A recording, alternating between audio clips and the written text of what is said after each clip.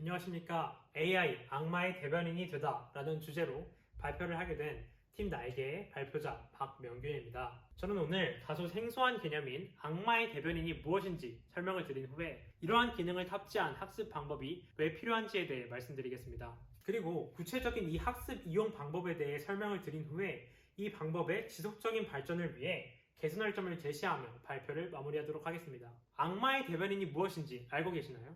이것은 회의와 같은 장소에서 계속해서 반박만을 하는 역할을 부여받은 사람을 일컫는 말입니다. 그런데 이때의 반박은 그저 딴지를 거는 것이 아니라 보다 나은 결론을 도출하기 위한 반박이라는 점에서 그 의미가 크다고 볼 수 있습니다. 저희는 학습자들이 학습을 할 때에 생성형 AI에게 악마의 대변인 역할을 부여함으로써 보다 효율적이고 효과적인 학습을 할 수 있을 것이라 생각합니다. 교육에서 가장 중요한 세 가지를 뽑아본다고 하면 글쓰기, 말하기, 생각하기라고 할 수 있습니다. 그런데 혼자서 이 세 가지에 골똘히 몰두하다 보면 이러한 질문에 부딪히게 됩니다.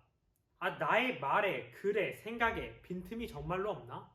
정말 내 글이 타당한가? 이런 고민을 하게 되는 것이지요. 이때 악마의 대변인 학습법의 필요성이 나타나게 됩니다. 이 방법이 없다면 우리는 세 가지 어려움에 직면하게 될 것이기 때문입니다. 우선 첫 번째 어려움은 혼자서 생각해낸 결론은 언제나 한계가 있다는 것입니다. 나의 주장이 정말로 타당한가? 합리적인가? 하는 답답함과 의구심이 떠나지 않습니다. 그래서 이 문제점을 해결하고자 주변 사람들한테 조언을 얻는다고 해봅시다. 그러면 그 즉시 두 번째 어려움에 맞닥뜨리게 됩니다. 아시다시피 우리는 학기마다 그리고 또 강의마다 매번 다른 주제를 다루게 됩니다. 그런데 그때마다 각각의 주제에 대한 이해가 깊은 조언자를 얻기란 쉽지 않은 일입니다. 그렇기 때문에 어쩔 수 없이 시간과 비용이 많이 들게 됩니다. 그런데 여기에 생성형 AI를 활용하게 된다면 이 세 가지 어려움은 한 번에 해결됩니다. 생성형 AI는 우리가 어떤 질문을 하든지 답을 척척 내주는 만능 조언자이기 때문입니다. 그렇다면 우리가 어떻게 생성형 AI에게 악마의 대변인 역할을 부여하면서 이러한 방법을 누릴 수 있을까 생각해 보게 됩니다. 그 방법을 말씀드리겠습니다. 간단합니다. 우선 가장 기본적으로는 내 견해나 주장을 정리한 글을 통째로 생성형 AI에게 보냅니다. 그리고 내가 보낸 글에 타당하지 못한 부분이 있다면 근거를 들어서 합리적으로 반박해줘 라고 요청하는 것입니다.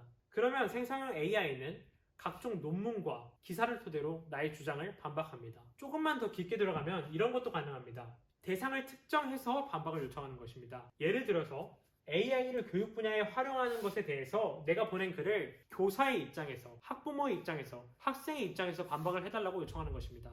그러면 생성형 AI는 제 질문에 따라 그때그때 가면을 바꿔가면서 다양한 관점을 통해 제 주장을 보완할 수 있게 만들어줍니다. 한눈에 볼 수 있도록 정리해보면 이렇습니다. 우선 각 주제에 따라 학습자는 탐구를 합니다. 그 탐구를 토대로 자신의 주장과 견해를 세우게 되겠죠. 여기까지는 기존의 학습 방법과 다를 것이 없습니다. 그런데 이 다음 단계에서 앞서 말한 방법을 통해 AI에게 악마의 대변인 역할을 부여합니다. 그럼 여기서 나온 반박을 통해서 제 주장과 견해를 강화할 수 있는 것입니다. 이후에 바로 최종 주장을 정립하는 것이 아니라 이것을 몇 단계 반복합니다. 그러다 보면 AI가 매번 똑같은 반박을 하거나 말이 되지 않는 반박을 하기 시작합니다. 그럼 그때 내 주장이 타당해졌구나 라고 생각을 하고 최종 주장을 정립하면 되겠습니다.